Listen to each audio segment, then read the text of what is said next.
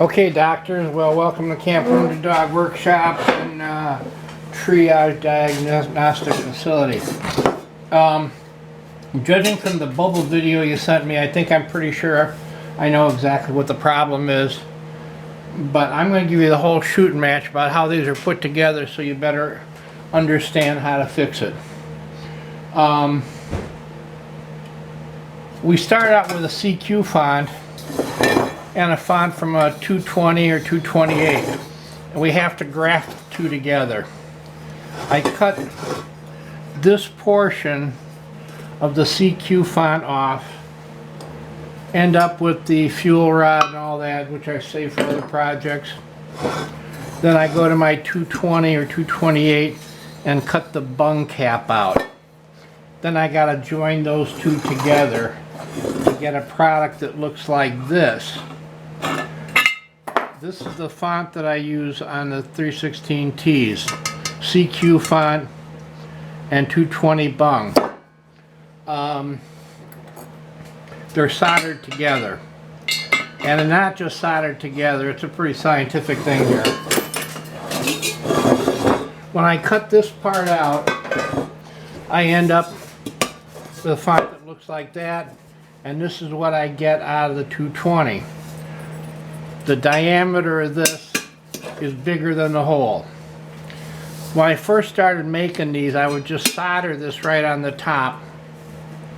But after the first two, I thought, wait a second, I can do that a little bit better. If I put this inside, I'm going to have a better seal and less risk of pressure pulling it apart.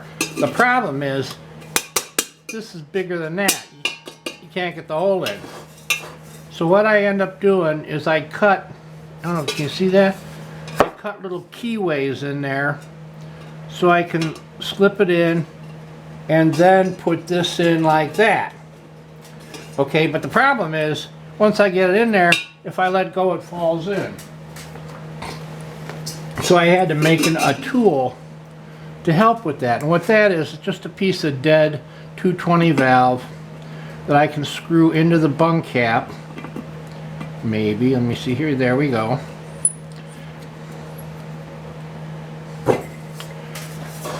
And the secret of this joint is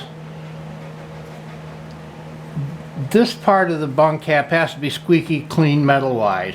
Once it is, I tin it with a product called Oatly No. 5 tinning flux. Then I have to tin the inside of this too. So I take my Dremel Moto tool with a little drill and I sand this all back to bare brass, put my Oatly's 95 in there and heat it up. At the right temperature, the Oatly 95 melts and leaves a layer of tin. The tin layer makes silver solder flow much better. So once I have my layer of Oatly's on here, I come back, heat it with a torch,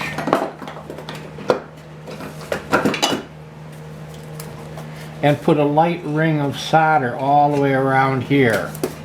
Heat it up so it uniformly flows. When I'm at that point, I'm ready to put this thing together.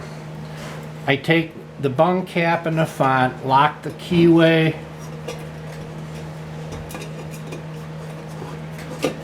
slip the bung cap into the font. Uh-oh. I'm too smart for that.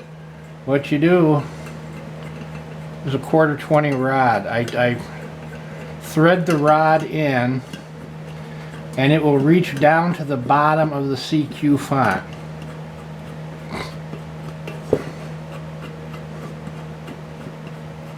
When it hits the bottom, eventually,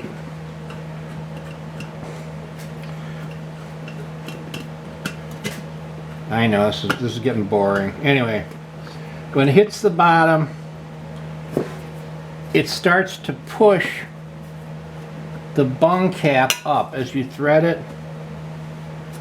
it pushes the bung cap up. Then in my process, I have to make sure that the top circle of the bung cap is pretty well centered in the circle of the hole in the font. Alright, once I have that up there good and tight, then I heat it again and flow more solder into this connection. Now, judging from your bubble video, what happened was this keyway, the solder in it, I don't know why it failed, but it appears that the bubbles are coming out of the keyway.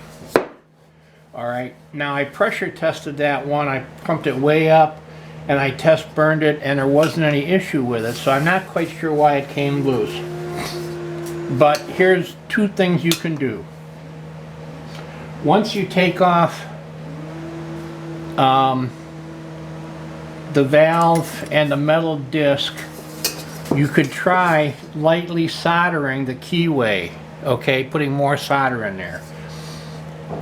I didn't see if the hole is visible or if it's just like a microscopic thing, but you can possibly solder it and fill that and seal the thing. The trick is, though, you don't want to get the rest of this solder hot enough to flow, because then your bung cap is going to fall in, unless you build one of these gadgets to keep it in place. Alright, so using a soldering iron rather than a torch, you could fill up your keyway. Now, once you got it apart, I don't know, take a screwdriver, push around the area, not real hard, but just give a little pressure around the area to see if this bung cap is flexing and pulling away from this at all, or if your issue is just where the keyway is. If the bung cap doesn't seem to be pulling away from the font, another way which would be simpler to deal with is use Caswell tank sealer. I'm pretty sure you can get it where you guys are. If you can't, I can send some to you.